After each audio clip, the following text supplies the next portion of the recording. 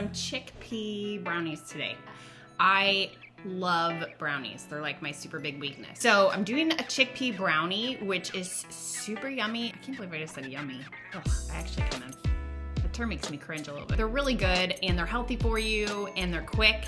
I just throw it all in my food processor. I also don't measure most things. So I kind of measure like baking soda and baking powder, but I'll show you that.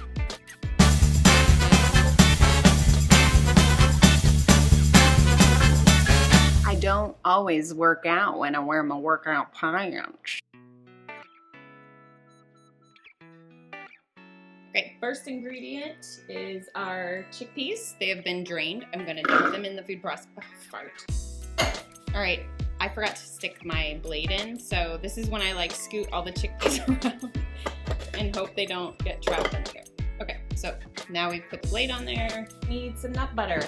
I use almond butter. And we get this in bulk at the old Costco, and you're supposed to use about a half a cup. No, this is a liberal recipe. I feel like you can kind of do whatever.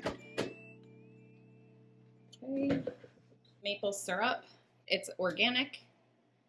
It's about half a cup-ish. 1 tablespoon of coconut.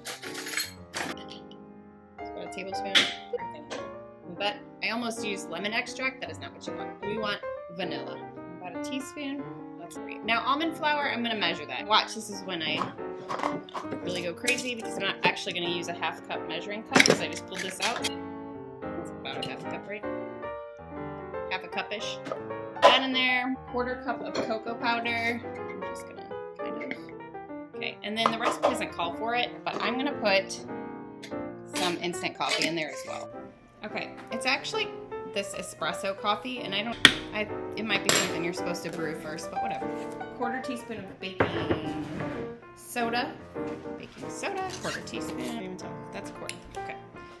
1/4 of a teaspoon of baking. What did I say? Baking soda. And same with baking powder. And salt. And I like a little extra salt with my stuff. So the maple syrup really is what's going to make this sweet, but I'm also going to throw in some chocolate chips, and it sweetens up the batter a little bit. And then we're going to put them on top too. Your oven is at 350. Here we go. I'm not plugged in, so I'm going to do that. Now, so my food processor wouldn't reach, so I just processed it, and it really looks like brownie batter, right? That you get in the box. And then I take this thing off. Now, if my daughter were here, she would be eating all of this off of here. I'll save it for you. She heard me say that. Make sure it's okay. Yes. Now, I'm going to use coconut oil spray because there's already coconut oil in the recipe. And I just kind of like to stay consistent with that. And it's what was actually right next to me, so it seems to make sense. Use my same spatula that I used with my almond butter because that's okay. It's really super thick. And these are super fudgy. I wish you guys could taste that. Push the salt in. Okay, so you kind of just squish it in there. Voila. You have this in your finger, you gotta lick it.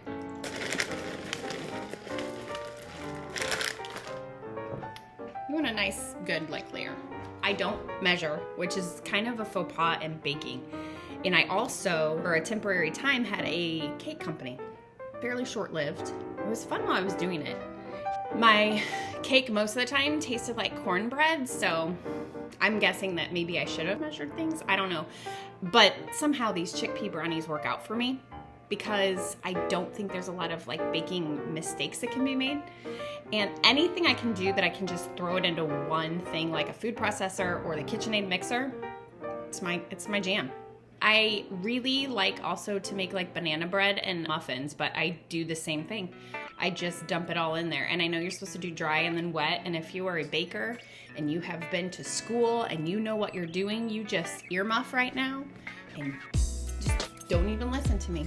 Because I just don't really care.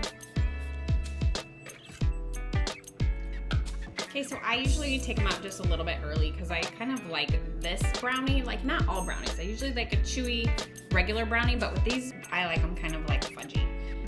And then I feel like the best way to try anything is like probably with just digging in it with a spoon.